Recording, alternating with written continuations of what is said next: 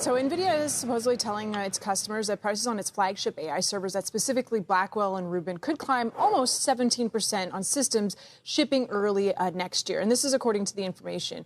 That lifts the cost of a single gigawatt of computing by roughly $5 billion, on top of a already massive CapEx bill for hyperscalers and neoclouds. The reason right now is memory, a big part of it, I should say. The high bandwidth memory these chips need has roughly doubled in price. Deloitte just put out a report and estimates memory now runs about a quarter of what an AI server rack costs, and expects that crunch to actually last into 2029 or even 2030, which is obviously good for the memory makers. The instinct, though, right away is that margins are cracking. That's why they have to raise prices. But this looks like maybe a plain cost inflation, and NVIDIA is pricing to protect its margins, not give them up. Gross margins in the mid-70s is likely still in reach. You can see the third point there, 74.8. So there is, a traction of going slightly lower. So the real question, though, into Wednesday's earnings print isn't collapse, is whether NVIDIA's pricing power fully covers the memory bill as Rubin scales. Meanwhile, NVIDIA is behaving less like a chip maker right now and more like a financier to help all that spending get funded. It's taken stakes across the industry this year in OpenAI, Anthropic, SpaceX, and lined up more than $500 billion in financing with 6 Wall Street firms to help customers buy its chips. It's also looking to license its way in. Most recently, and this is the news for today, the $6 billion poolside deal. So buying the software, more specifically IP and engineers behind the software's startup's open weight AI models. And then overnight, the information reported it's now in talks to back Perplexity at more than $30 billion. Perplexity and NVIDIA have a great relationship already. So this is just the latest sign that NVIDIA isn't just selling, we know this, the picks and shovels anymore. They say they're not a GPU company. It's funding the miners too, guys. Christine, any thoughts as to why, given what you mentioned about margins and price hikes and scarcity, that the chip complex is down so significantly today? The chip complex, or more specifically NVIDIA, has been used as a short funding for quite some time. So when you're looking for other pockets within the AI ecosystem, money has come out of NVIDIA. Why? Because people are just thinking this a law of large numbers. There's not as much upside with each earnings report. NVIDIA has consistently beat their data center revenues by $3 billion every single quarter, and that seems to be the expectation. So what is the major expectation that is going to put it past $3 billion? And so that's what seems to be missing from a lot of conversations, which is why people are like, well, maybe I won't go into NVIDIA. I'll use NVIDIA as a source of funding for all of the other AI players, like the SK Hynix IPO, like the upcoming IPOs with Anthropic and OpenAI, like all of the momentum names from Coherent, Lumentum, and the memory names. So I think that's probably more of the issue. Not that people dislike NVIDIA and don't believe in its roadmap and its successes. It's more so they need money and it's coming from there. Getting more expensive. Look, memory. I mean, look, the reality is that we're seeing a memory super cycle take place, and I think that's the word all around Korea, and that's why NVIDIA, they're going to need to pass some of this to their customers. But that's not slowing down, because the reality today, demand to supply for chips is upwards of 15 to 1. And I think that's what, not just NVIDIA, but ultimately their end users. Who needs to eat the higher costs right now? Who's eating it? Now, through the supply chain, you'll see some of that eaten. But then ultimately, it's the end user. It's the customers. It's enterprises. It's tokenization. As that all plays out, then the question will be, okay, when do you hit some sort of equilibrium? I mean, we don't think you hit core equilibrium probably till middle to late 2028. And I think that right now is a quagmire, whether it's NVIDIA, whether it's the memory players, Micron, everyone else, because the hyperscalers, just like as Lisa talked about, like, as they'll continue to raise capital and CapEx will continue to increase, the AI revolution is still in the third inning, and I think you'll hear that more from NVIDIA later this week. Then it comes down to like memory, and Apple obviously seen that front and center. Those costs are going to continue to go up. They're going to look for other costs to go down, though. And I was looking, for example, at the story over the weekend of NVIDIA potentially telling some of its customers, like Microsoft and Alphabet and Oracle, that their costs are going to go up about 15% tied to data centers because of the memory chip and how much the price is going up. And you start wondering, is this part of the reason why they're cutting back on frontier models? Is this part of the reason why they're looking for efficiencies from, say, open-sourced AI models coming from China? Yeah, and that's why when you look at Apple and they looked at chips potentially from China, because they're looking across the board and say, okay, where do we cut costs? Because on one side of the ledger, costs are going up. But it speaks to our view that until you really hit scale, costs are going to continue to go higher. I think with the hyperscalers and with the chip players and from NVIDIA, what everyone's dealing with is you cannot take the foot off the gas right now because of the demand cycle. And to your point, when it comes to like the debt raises, despite what we're seeing, that's going to accelerate. I mean, you talked about it going to 220. You go to next year, it's probably double from that, in terms of as it's going to continue to increase, given the CapEx that's needed.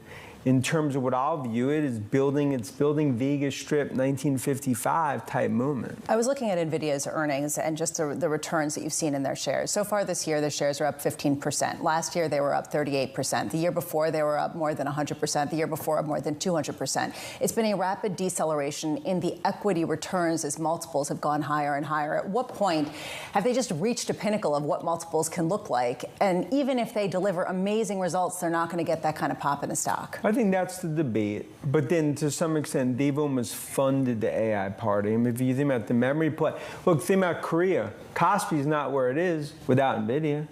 There is only one chip in the world fueling the AI revolution, that is NVIDIA. And I think the point here is that as you see with numbers as it plays out, there's no one that has a better perch than them. And that's what I think you'll hear from Jensen, because the question is as enterprise accelerate, and we think it could accelerate in probably 20-25% even over the last few months, as that runs through the system, it's investors ultimately recognizing that, because it's my view investors are still underestimating the scale and scope of the AI revolution. Now, it goes back to like the bond market, and you're going to need to take out more debt, and then where is there a patience, sort of a tug of war that goes on. But from a demand perspective, it's accelerating, not decelerating. Earnings look great. Are they as good as they look? Lisa's asked this question before. Bloomberg subscriber wrote in just moments ago and asked the following question, whether this is just about accounting tricks. The question directly is, someone's CapEx, which gets depreciated over many years, falls straight into someone else's top line, recognized instantly. No one predicted this earnings boost because no one thought this through. Not one single sell-side analyst. What's your response to that? My response would be look at Palantir earnings as a good example of just forget CapEx. Enterprises signing on the dotted line to ultimately accelerate their AI initiatives. If you look at Microsoft's quarter, that was a perfect example of what's happening to that. Just forget CapEx for a second. What are their install base, their enterprises saying? What they're basically saying is bright green light to go down the AI path. So when you go down to the CapEx and the circular financing, and they're invested in there, and everyone needs everyone else to ultimately be positive in terms of OpenAI and Anthropic, I think it gets away from just the core demand.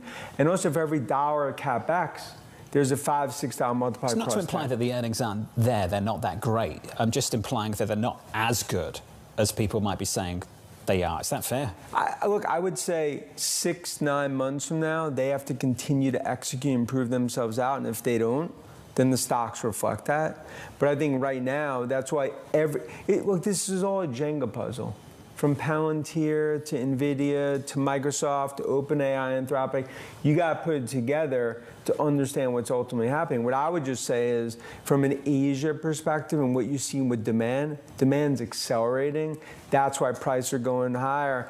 And that's something that's bullish for the overall tech trade. Dan? It feels like we've got a big week in front of us on a few different fronts, right? Today may be a sleepy start to the day, but we've got a heavy hitter coming midweek, NVIDIA. Walk us through your expectations. Well, I think there's going to be a few things. We've seen the price action post earnings over the last couple of quarters, which have been blowout beats and raised guidance and big, large share buybacks, all, shareholder friendly. The stock's still sold off.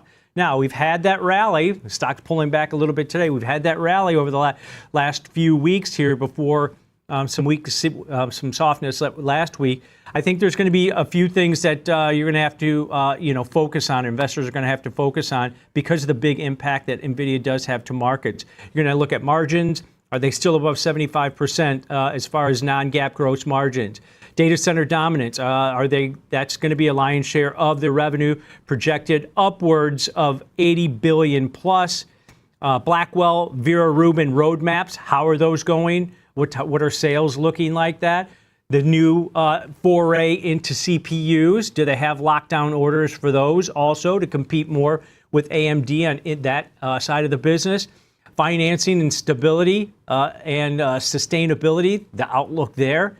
All these deals, the $500 billion worth of AI infrastructure build-out financing that's coming down the pipeline. So there's a lot of minutia in this earnings. But remember, it's got a huge impact on the S&P 500, over 7%.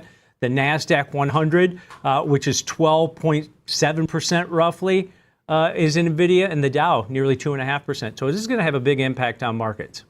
The heavy thoughts about this week ahead? Great week. I think that, a number of things. We've got Bessent speaking again this afternoon. Yes. We can talk about rates at some point. NVIDIA's numbers, I think, are going to be very important. And I think investors, in some respects, are overcomplicating the NVIDIA earnings. If you think about what the hyperscalers have said in the last earnings report just weeks ago and their guidance, NVIDIA's numbers should easily beat expectations by a wide margin. So with the stock trading at 19 times, 20 times earnings, growing at 50% a year, I think it's a huge bargain here. Investors should not be staying away from that one. So don't be too shy at 212. When you talk about the upside, and obviously you see the potential for this company to beat the numbers, where do you think it's headed? The high was 236 to 212. Does it go back to the highs or higher? Well, I think now that the PE has gotten compressed, and keep in mind, those are windows that are very unusual when you get tech stocks in an AI type of revolution where the PE becomes less than growth rate. So when they coil up from these levels, seeing 250, 275 on NVIDIA into 2027 would not surprise us. And so when I think about NVIDIA raising prices, the NVIDIA move here, maybe 15% for AI server price hike, according to Bloomberg. And Dan Ives was saying that's bullish for tech. Would you agree with that? Yeah, I think it is. I mean, it tells you a lot about the demand. It tells you that their component prices for NVIDIA are going up, and they feel very comfortable passing those on to their customers. And by the appetite of those customers, it tells us, A, we're still in the early phase of the AI cycle, and they've got a huge appetite, and 15% price hikes is not going to disturb sales. And so what do you think about something like the SMH, which is also off of its highs, but when you look at the SMH, and this is the exchange traded fund for semiconductors, your thoughts? I think this is where investors should be a little bit more careful as the cycle continues to mature. I'd rather see my clients and educate my students about buying individual stocks where you can really detect the difference between great value, great market share, and great earnings momentum. And I think with the SMH, you've got a lot of mediocre stuff in there that you could otherwise avoid if you want to do the homework. And so I think about when you talk about a choppy market and you want folks to pick stocks and be a little more careful, don't just buy the SMH. You like NVIDIA, for example. How worried are you about all the geopolitics? I mean, we have Iran, we have so much more that goes on. Your thoughts? Yeah, it's amazing the market's been this resilient with the Hormuz Strait being closed for so long. We also have, this global, certainly bullish economy, but rising interest rates around the world as well. And we think a lot of this is going to potentially spook markets in this notorious September-October period. Right. I think investors should be getting ready for a normal market correction. It could be 8 to 10%. That might feel pretty dramatic after all this sort of low volatility. But so far the market's pushed through oil prices at these levels. It's pushed through rates rising, and that's what bull markets do. I think that we got a long way to go here. What's happening this morning? I mean, is this sort of the calm before the late August storm, would you say? Yeah, well, it's the summer slowdown, last full week of August, but we have a lot of things we're looking forward to. Market can't pick a direction, and ironically, it's National Waffle Day, and that's what the market is doing, just waffling here. So I like it. Yeah, well, we're watching 76.20 in the S&P 500 as a technician. We're looking at that gap that happened on August 4th when we finally broke out of that 11-week range. Right. It looks like we're going to retest it, but Wednesday PCE, Friday Kevin Warsh, and then, of course, Scott Bessent, the Treasury Secretary, making a lot of news, trying to put a cap on these bond yields. It's working today, Friday a little skittish, so let's see how that shakes out. Could be working today, could be a function of oil as well, who knows, but obviously, as you say, we've got this news that they're going to be tapping the general account now. Then you talk about the levels. From a technical standpoint, you say we're back to the levels before we saw that breakout, where we were pretty range-bound for a couple of months, right? Do we see another breakout? I mean, what does NVIDIA, what does Jensen, what does Mr. Walsh got to say? Well, I want to remain consistent as I have been on Schwab. I still feel that these seasonal headwinds, plus some of this angst caused by now, this little treasury spend we didn't expect, and inflationary concerns, oil still above 85, still higher for longer, could put a little damper on this rally going over the next 6 to 8 weeks. So that is why 76.20 is a level we're watching. If it doesn't hold, I don't expect a catastrophe, but I expect a little bit of a pull-off. We haven't had that 5% drawdown yet this year since, we had it early in the year, but since we went on this miraculous bull run starting in April. So I think a setback, a pause is going to happen. NVIDIA could be the one thing that maybe helps us prevent that. We'll see how they report on Wednesday afternoon. What do you make of the market positioning ahead of that? Because, I mean, the chips are having a tough time. They're struggling this morning. Is this some sort of momentum unwind, ahead of that report, do you think? A little bit of an unwind, but more of a rotation. And where are we rotating? To sectors that don't really have the muscle to lift this market much higher. Energy, only 3% of the S&P 500. Material sector looks great. Healthcare. These are sectors where we're catching bids. The overall breadth still positive, but the heavyweights, they're kind of just taking a breather. You've seen the volatility in some of these memory names. You let off SanDisk, one that I own, down 140. That's not fun. But the volatility will remain, but the trends longer term are intact. What we're getting is a little bit of a reset there. Semiconductors are interesting. And then the bigger story is software. And we're seeing winners and losers there. Salesforce, they report later this week. Very interesting. Price action good today. It's breaking out on 2 time frames, both the daily and the weekly. So I'm a little optimistic that Salesforce can finally turn the corner and join the likes of a Microsoft, a Palantir, and a Snowflake that had rebounded from that software sell-off. Hopefully they avoid the likes of Adobe and, of course,